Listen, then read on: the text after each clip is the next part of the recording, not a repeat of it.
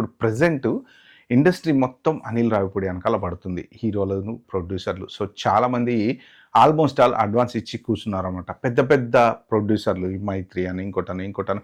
ఈ పెద్ద ప్రొడ్యూసర్లు వీళ్ళేంటంటే హై బడ్జెట్ సినిమాలు తీస్తా ఉంటారు. పొరపాటున ఒక్క సినిమా ఫట్ అన్నదంటే మాత్రం ఇక దాని మీద పెట్టిన డబ్బులన్నీ పోయినట్టే హై బడ్జెట్వి. అంటే ఇక్కడ డిస్ట్రిబ్యూటర్లు నష్టపోతారా, ప్రొడ్యూసర్లు నష్టపోతారా అంటే ఎంతో కొంత వీళ్ళు కూడా ఎక్కడొక్కడ నష్టమైతే ఖచ్చితంగా ఫేస్ చేస్తారు. ఎందుకంటే ఆ పెట్టిన బడ్జెట్ మొత్తం రావాలన్నమాట. లేదు అంటే ఆ రికవర్ కాలేదు అంటే చాలా లాస్ అనేది వస్తుంది. సో ఇలాంటప్పుడు ఏంటంటే ప్రొడక్షన్ హౌస్ నిలబెట్టుకోవడానికో, లేకపోతే ఒక హీరో ఉన్నాడు ఫర్ ఎగ్జాంపుల్, కంటిన్యూస్గా ఫ్లాపులు పడుతున్నాయి.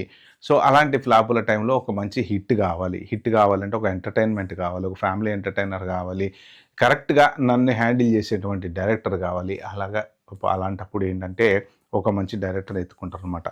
ఇప్పుడు ఇండస్ట్రీలో ఒక సక్సెస్ఫుల్ డైరెక్టరు, ఫ్లాప్స్ లేని డైరెక్టరు, గ్యారంటీడ్ సినిమా సక్సెస్ అంటే అది సూపర్ డూపర్ హిట్ కాకపోయినా జనాల్ని కూర్చోబెట్టి 2.5 గంటలు చూపించగల డైరెక్టరు. సో అలాంటి డైరెక్టర్ ఎవరయ్యా అంటే అనిల్ రావిపూడి. సో ఇప్పుడు అందరూ ఆయన వెనకాల పడుతున్నారు, ఆయనకు అడ్వాన్సులు ఇస్తున్నారు.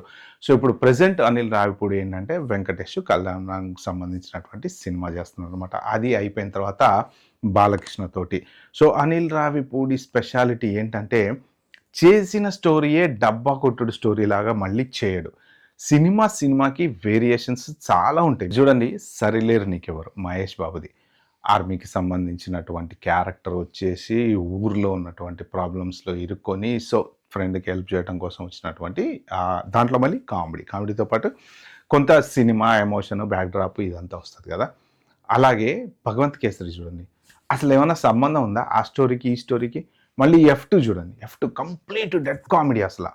కానీ ఇలాంటి డైరెక్షన్ చేసినటువంటి అనిల్ రావిపూడి మళ్ళీ F3కి వచ్చేటప్పటికి కొంచెం ఫ్లాప్ పడ్డది. అంటే బాగుంది అని కొంతమంది అంటారు కానీ F3 అంత సక్సెస్ కాలేదు అని. ఎందుకంటే అదే కాంబినేషన్ యాజ్ ఇట్ ఈస్గా కొంత చూడలేకపోయారు జనాలు. ఏంటంటే F2 అసలు ఒక రేంజ్లో మనం ఇప్పుడు ఈ పస్సాలు చూసినా చూడబుద్ధి అవుతుంటారు, అంత బాగుంటుంది కామెడీగా. F3కి వచ్చేటప్పటికి ఏంటంటే కొంత స్టోరీ డైవర్ట్ అయిపోవటము అది నచ్చలేదు. దాని తర్వాత వచ్చేసి ఇక సంక్రాంతికి వస్తున్నాము చెప్పక్కర్లేదు, అది సూపర్ డూపర్ హిట్ అయింది. సంక్రాంతికి వస్తున్నాం కొంచెం క్లమ్జీ కామెడీ ఉంటుంది, పెద్ద అంతా అది జనాలు ఒక్కొక్కసారి ఎందుకు నవ్వుతారో అర్థం కాకుండా నవ్వుతారో అన్నట్టు ఉంటుంది. కానీ బట్ స్టిల్ ఏంటంటే కొంత కామెడీ మీద సినిమా అయితే నిలబెట్టుకుంటూ వచ్చారు. ఎస్పెషల్లీ వెంకటేష్ మెయిన్ ఆ సినిమా నిలబడ్డం కారణం ఏంటంటే 1 man show Venkatesh acting. So అలాగా ఆ సినిమా నడుచుకుంటూ వచ్చింది. తర్వాత ఇప్పుడు ఈ మనశంకర వరప్రసాద్ చూసుకుంటే ఇక చిరంజీవికి ఇన్ని రోజుల తర్వాత ఒక డిఫరెంట్ సినిమా.